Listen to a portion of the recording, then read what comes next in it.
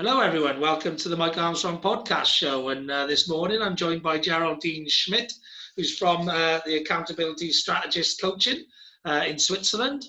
And we're going to have a little chat. We're actually just having our first chat now online, on air, on the podcast and on the YouTube channel. And how are you doing this morning, Geraldine? You okay? Oh, it's a wonderful morning. It's cooled down here in Switzerland. It's been so hot the past few days, so I absolutely love it. Brilliant. Tell us a little bit, accountability strategist coaching. That's something new on me. I've not really come across that before. I come across a lot of coaches, but tell us a little bit more about what you do. So what we mainly focus on is taking entrepreneurs and help them build businesses to the point where the business runs without them being there, right? So either if you want to sell your business at one point, make it more valuable and make it so it can run without you operationally, or if you want to take a 4-week vacation, make sure that your business runs without you. Why we chose Accountability Strategist is because I got really mad at the market, I guess, that there's so many coaches out there right now who promise you the world, but they don't keep you accountable to getting the results that you promised them. So what we really do is we question what are the strategies to keep yourself accountable, to keep your others accountable, which means your team, and how do you keep your clients accountable to doing the work needed to get the results that you promised. Yeah, brilliant. And so basically you're on about, in a nutshell, you're all about systems and processes, really. Yes, and team communications. Yeah. Which I love. I love systems and processes. I used to be part of a fast growth tech startup business, and I managed to grow a team from 7 people doing 300,000 to a department of 17 people doing 5.7 million over an 8-year period. Congratulations. Yeah, which is 20 times growth, like 20x, as Grant Cardone would say, but he only pitches 10x, so he's only operating at a small level. But bit of tongue in cheek there, bit of tongue in cheek. But still, I'm out there in the marketplace making waves. I'm already 20xing, But I come up with a formula actually during lockdown, which is called the Streams Success Formula. And the stream stands for systems, technology, relationships, efficiency, action, marketing, and sales. And I believe them to be the 7 pillars of success, that if you continue to grow in those areas, you will become way more successful. So I think we're on the same page there. It's all about systems. The more you can systemize things, the more you have a business, that works without you, but also is growing, becoming more efficient. Allows you to create more action and activity because it's so efficient. It's where it's like you said, we're definitely on the same page. If you build a company from the viewpoint of wanting to systematize it, wanting to make it that it could run without you, you built it entirely different. So what you also say, if you give framework, if you clear processes, if you give clear results and a way to plan it effectively with or without you being there, then your business can take on a whole different scalability option, right? As you have experienced in the past, that you just couldn't do if you don't have these things in place. No, exactly. Everyone needs to be marching to the same beat, if you like, and understand what that beat is and how to get the most out of that beat, if you like, and once everyone is there, it's funny because I've done that already once before, but it's not easy to do. It's quite a difficult thing to do, which is why so many business people don't do it, because it's quite a difficult thing to do, because often in the early years of a business, the business person is the business and they're doing so much, and it's how they pull themselves out of that situation in order to be able to build those processes and systems long term that they can, basically run their business without them, and it is a challenge.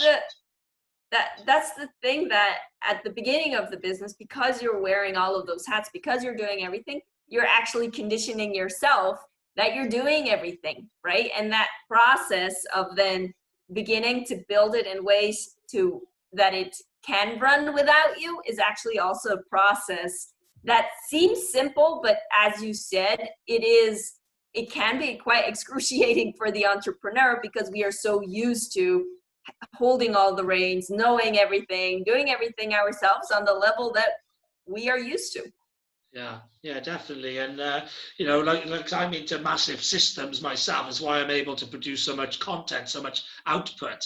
But then because I'm part of that system, you know what I mean? I'm an integral part of that system, and actually pulling away from that is difficult, because I am me, you know what I mean? I am my product. I am my service, it's very difficult for me to find somebody else to be me. Yes. So, I mean, it depends there. It depends, of course, what stage of the business you are in right now, right? From where, at one point, will you take yourself fully out of the equation? And what point do you want to keep on doing? Because that's your strength.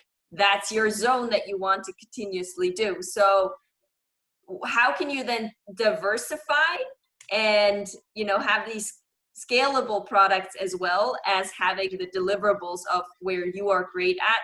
So, there's tons of models out there that it makes it possible to scale, even if you say, like, I am the main person in my business, like I'm a coaching person, or I actually started, for example, from the horse industry, where you would say, and I bring this up because, I mean, when you're a horse riding teacher, that needs a lot of feeling and a lot of expertise on spot, right? You think, I can't scale this. And yet there are innumerable products showing, even in a service market such as that you can build a product that scales millions fold, and you're still the teacher, but you're very higher up, right? And you still have products underneath that builds you a very solid business. Yeah, definitely. But when you are like when you are the product, if you like, and you are the deliverable, it is much more challenging. That's the bit that I still struggle with now. And also I haven't built an in-house team, but I have built an external team. That's actually part of relationship, the team building, etc. Is sometimes you can build an in-house team. Sometimes you can find just build a great network, build a great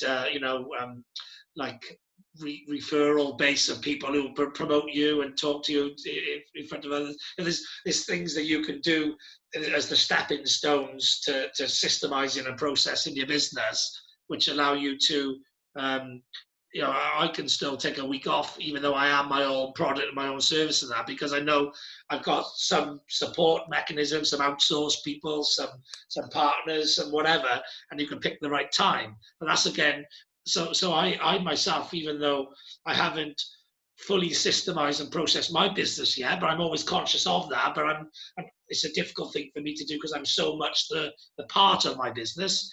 Yeah, so it's a much more challenging thing to do than if you just sell products and services or whatever, but still, systems can, if you've got a systemized process, I use a lot of automation, for example, for pushing stuff out there, so I can still be present in my business when I'm not present in my business.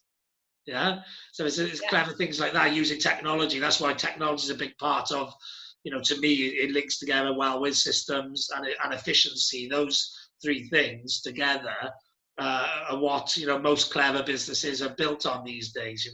The right systems, the right technology, and the right efficiencies in their business, which gives them the ability to take time out and still not just all fall apart. Yeah, I think it's exactly what you're mentioning, is that at different levels of business growth, you have different things to focus on. So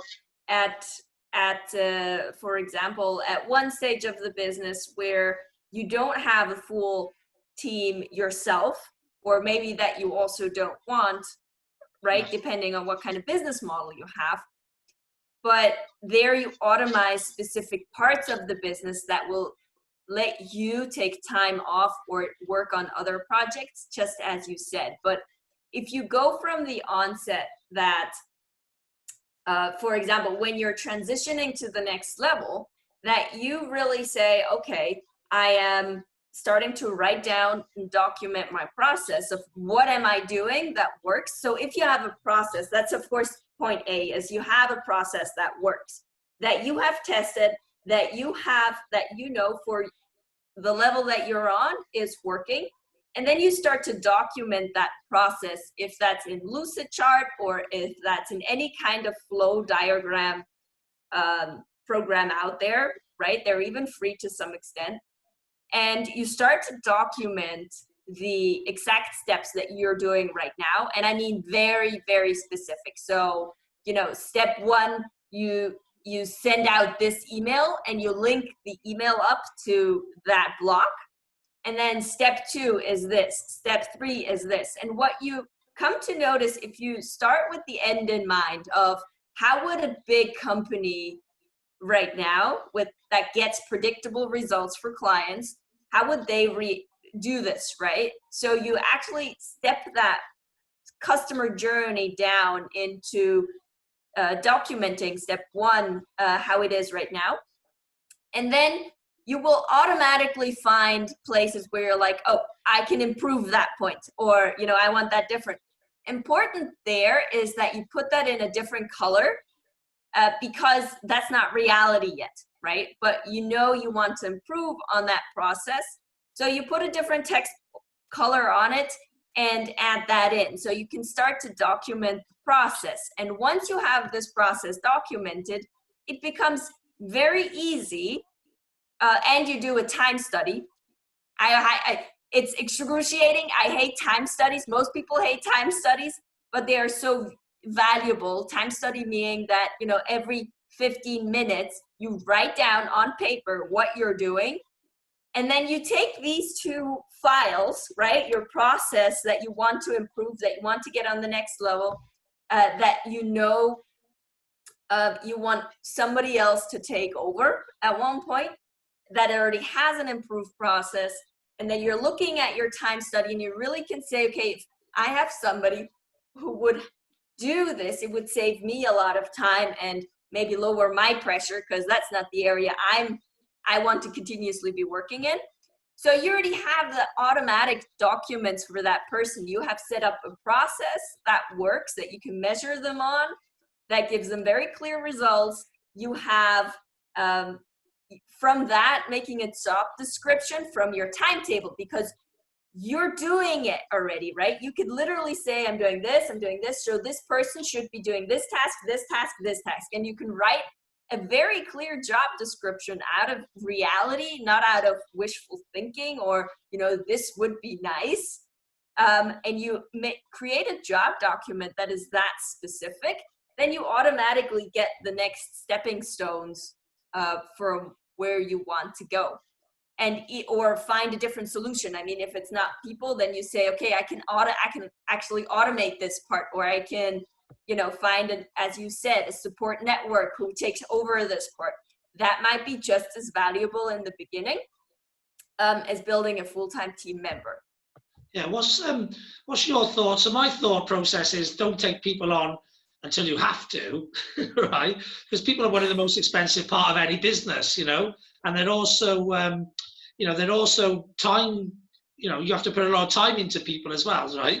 So my thought process is always, if you can outsource, because you're only paying the outsource business for the actual work you're paying them for, and not for everything else. So in the UK, you have to pay, you have to pay people's holidays, you have to pay their sick pay, you have to pay, their pension, you have to pay everything. When to me, that doesn't make economic sense, when you can just pay a commercial company to do the work and that's it.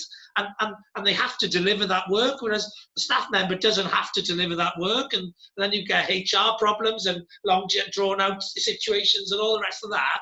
Whereas with with the HR situation, once after a 6-month period, you're into a long-term commitment and contract with somebody. Whereas with an outsourced service provider, you can change them anytime you want to, more or less, depending on the contract and the agreement you have with them. So I think personally, one of the biggest mistakes most entrepreneurs do when trying to systemize and process their business is take on staff. I think it's one of the biggest mistakes that people do, when they could actually implement an outsource system that did exactly the same work, but in a better economic process? What's your thoughts on that?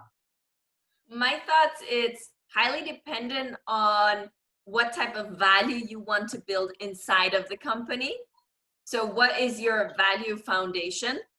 Yeah. And what are things that, you don't have to be great at. So if you say, for example, a software development company, your value is in the software, right? Is in the development. So you staff on developers, but on the other side, you don't have to, at the beginning, at that stage, you don't have to have a marketing agency like employed for all the specific tasks. So it's really about finding out exactly what you need. I agree with you on the point that you shouldn't just put on staff that is like nice to have on staff, right? And then they're kind of like only running on 50% because you couldn't put in the time and the effort to really supporting them.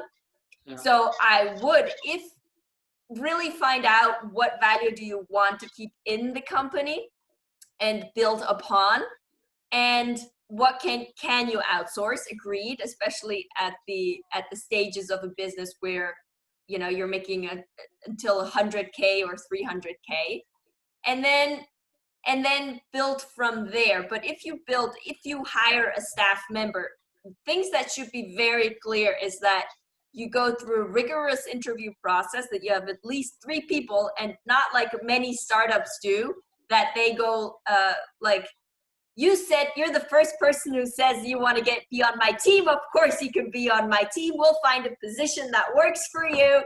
Kind of in that way, which a lot of people, entrepreneurs, especially in the beginning, do. I wouldn't do that. I would go through it, as said, the time study, knowing exactly what do you need, what will spare time and grow the business the most right now. Having filters such as what you've mentioned in the beginnings, that you could really measure where your business is at and what you should be focusing on right now. Yeah. And then building an interview process that really gets you the best people for that job. If you don't need that in your business right now, so for example, just because I need a logo once, I'm not gonna hire a full-time designer on my team, on my staff, to do that, and afterwards I'm wondering what to do with it, right?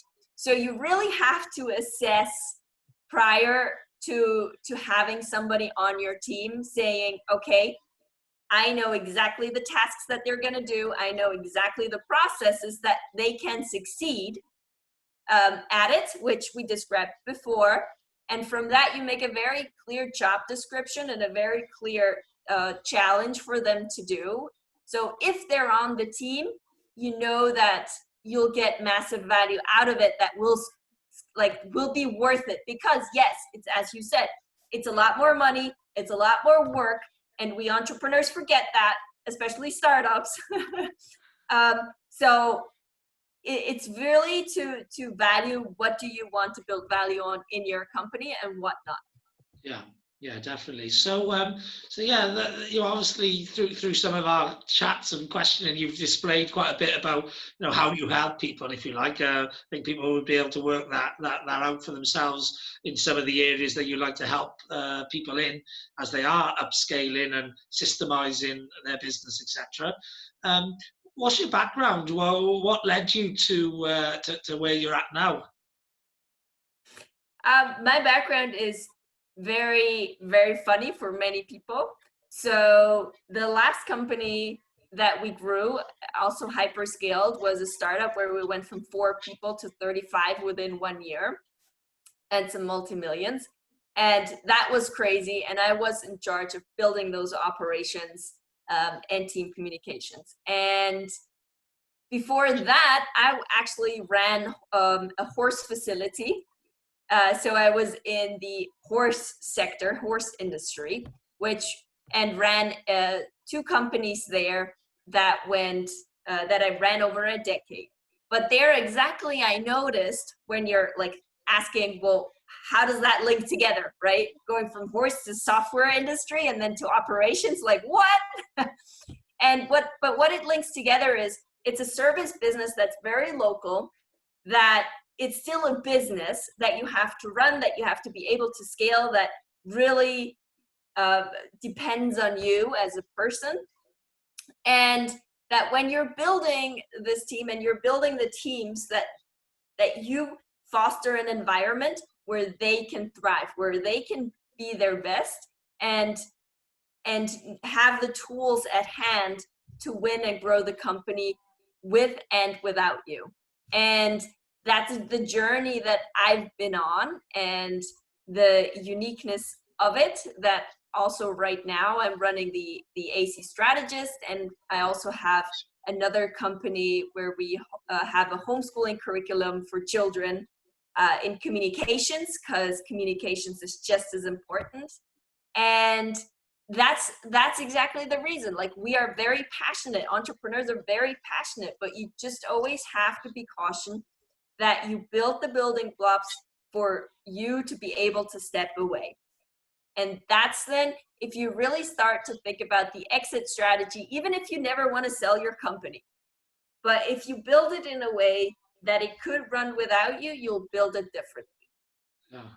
Yeah, exactly. You know, it all depends. You know, a lot of people, when they're building their business, again, they're not working to a plan or a strategy, so it goes wherever it goes. Whereas if you start with the end in mind and then work backwards, it'll go to where you want it to go rather than when it goes. Yes, exactly. It's like simple things that you say, okay, it should run without me, and my products, then they should be diverse. There should be a productized service, right? Standardized service, for example, that can be repeatable and get people results, that can be systematized and scaled ultimately, right? So you can't offer everything for everyone, right? For example, so you make these different decisions differently versus when you say, yeah, sure, I can do that. And yeah, I'll do that because, you know, I need the money right now, or I can, simply because I can and have the time doesn't mean that you have to do everything and offer everything to clients. You don't fall into that trap if you're saying, okay, I want to build it in a way that runs without me, then this needs to be clear. Then the processes need to be very good, documented and very clear. Then I do need a team, or depending what type of business model you run, a team or a leadership team in place that could make these decisions.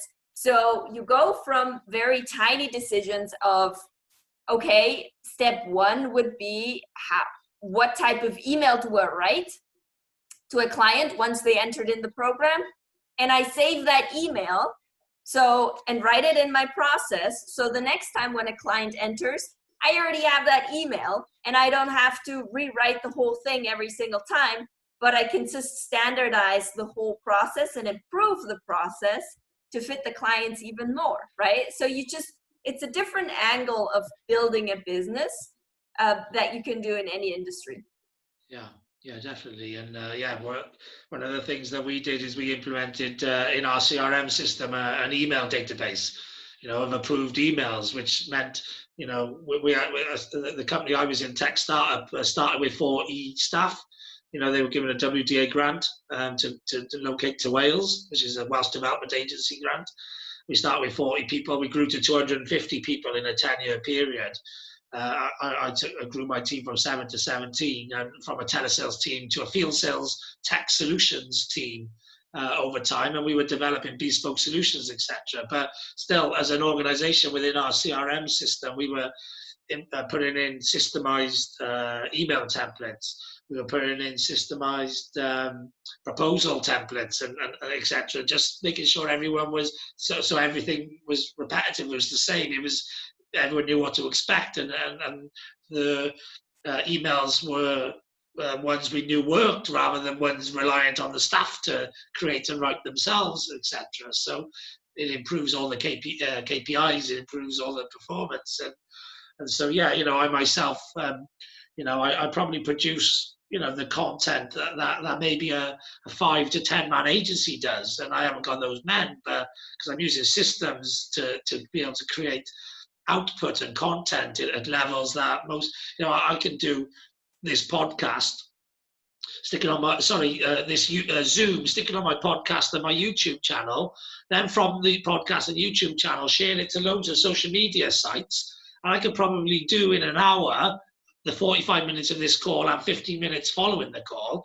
I could probably do in an hour what most agencies would take 4 hours to do with regards to content amount and content places, etc.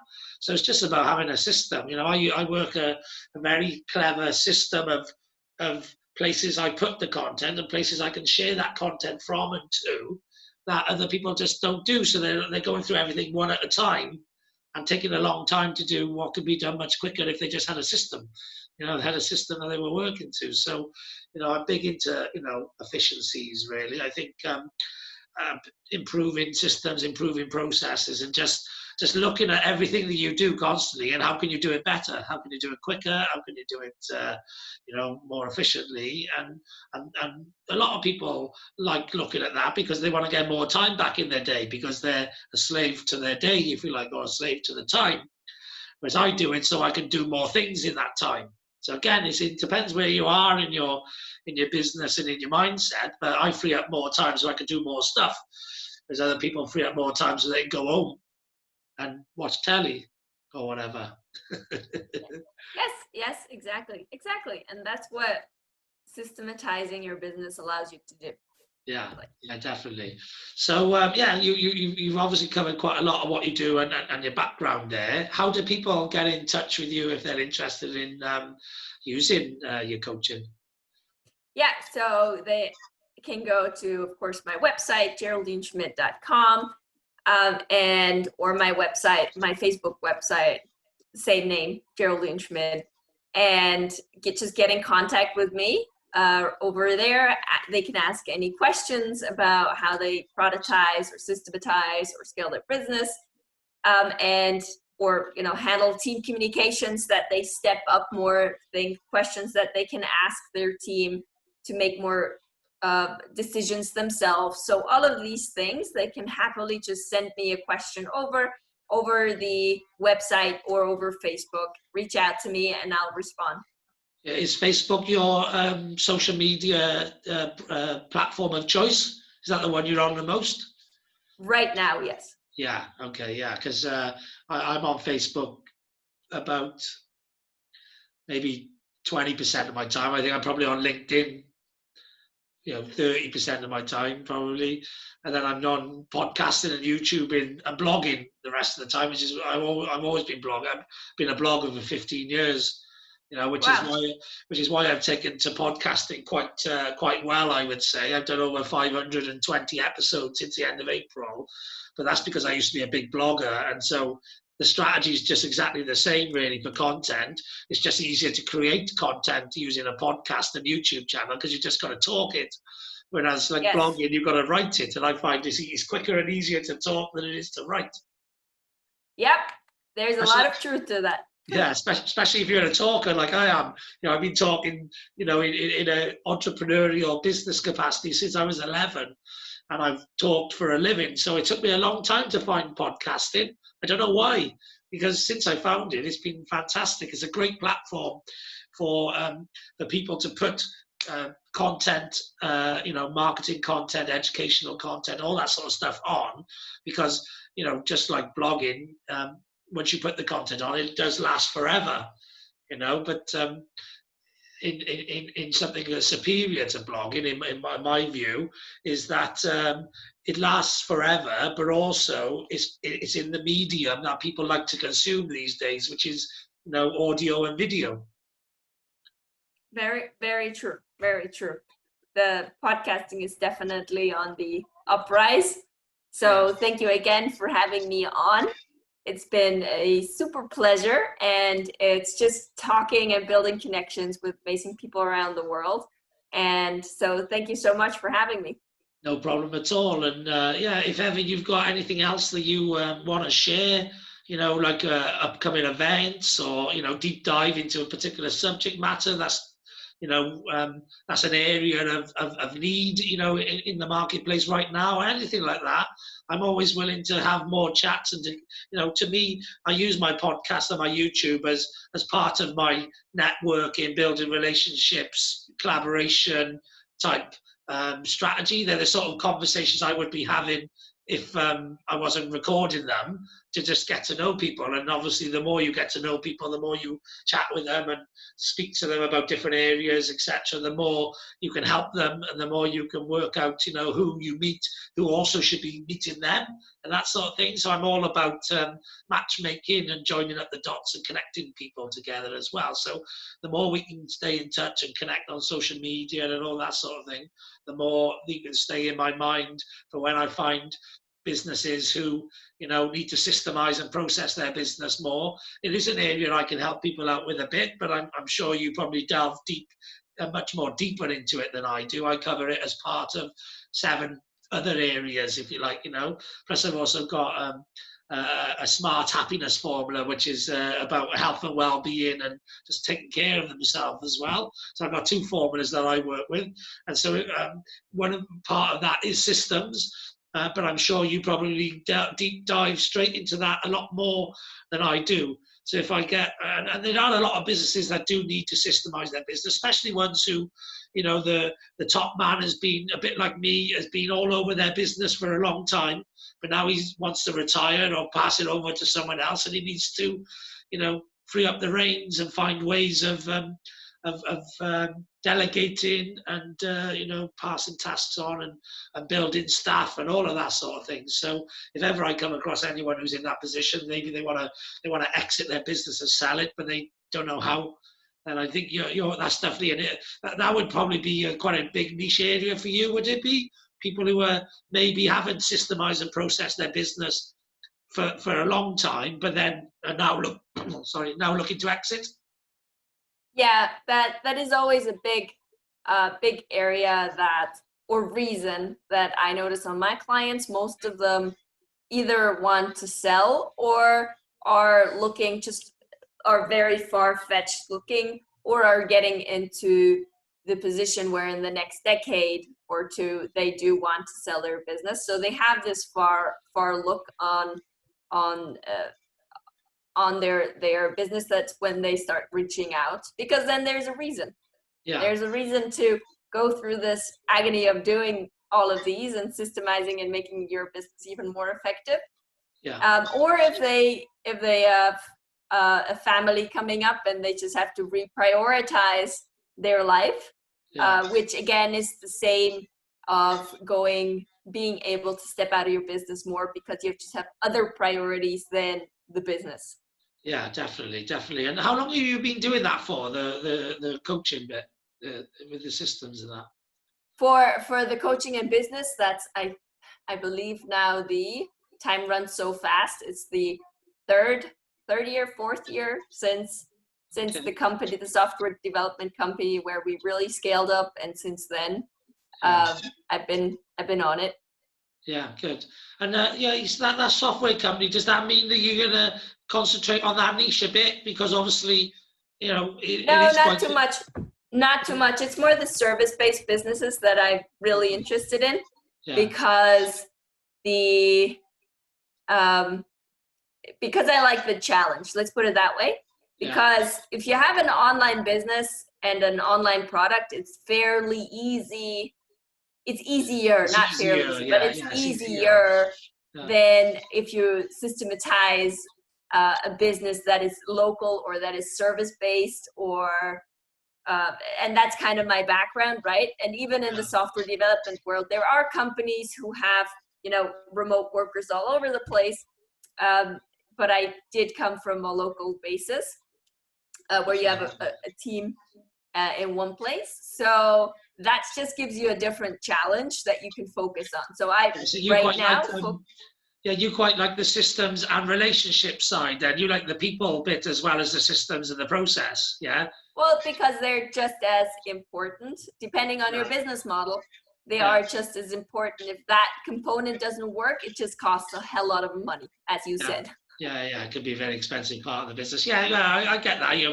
It sounds to me, as a woman especially, you're more a people person anyway, communicator, and obviously in that software world, it can be very non-communicative and very just just systems and processes, and forgetting about the human communicative touch. Like, it can be a bit like that. So I quite like working with those companies myself because I'm into tech, so if ever you have any tech businesses that need help with their sales and marketing, bear me in mind as well. And obviously, if I find any international businesses that need any help with systemizing and their relationships and the process, etc., of their service business, then I can bear you in mind.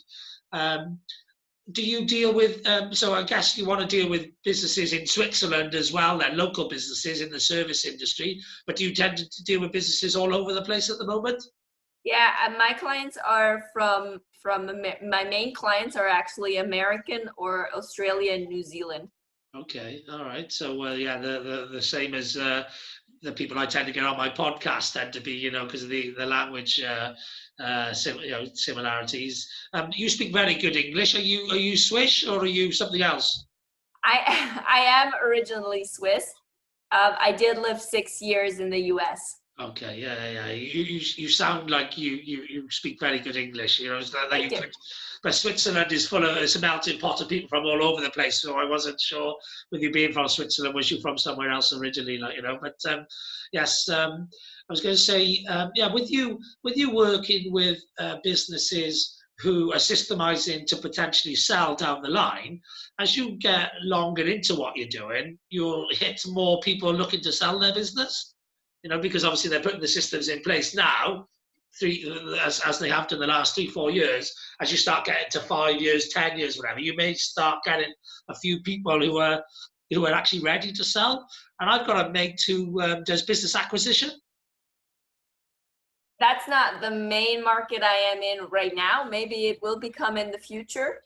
But yes, as I personally haven't sold a business, it's not an area I want to be coaching in because I've never done it. So I can only lead up to that point where I know what brings value and what doesn't, but I can't coach through an acquisition. No, but he does business acquisition all around the world, and he actually coaches people on how to do acquisition as well. Yeah. So therefore, they're always looking for businesses. So just a little addition to your business, if you like, is if you do get any of your clients at some point where they're like, right, I'm looking for somebody to buy me out because I want to retire now, or I want to do X, Y, whatever. Then that might be a worthwhile call to me, is to say, listen, do you know anyone who's interested in a business of X, Y, Z? And I might be able to put you in touch with some people who may be able to help. So, these transactions can be quite large. And so therefore there could be, some benefits in finding them, Definitely. If I have that, I'll reach out to you, Mike. Definitely. So awesome. So I love that you have this network effect, and that's exactly what it's about, right? You build connections, you know who to reach out to at what specific times. So knowing that, I'll definitely reach out if I have that situation. And until there, I'm sure we'll stay in touch. You let me know when it goes live, or if you need documents or things I can spread on my social media, and then I am happy to contact you again for sales, for marketing. If I see any of those areas there, I'm like, I know someone, Mike is the guy, and then we'll talk soon, because I do need to jump off the call right now, but it was a pleasure talking with you. And it was a pleasure having you on the podcast and on the YouTube channel, and I'll send you the links when they're published. Okay, have a great day. Bye. And there's nothing else left for me to say other than have a great day. I know I will. Have a great week as well, being a Monday, but probably won't be a Monday by the time you are watching this video on YouTube or listening to it on the podcast, unless it's maybe Monday evening. But have a great day. I know I will, and thanks very much for listening. Cheers. Bye-bye.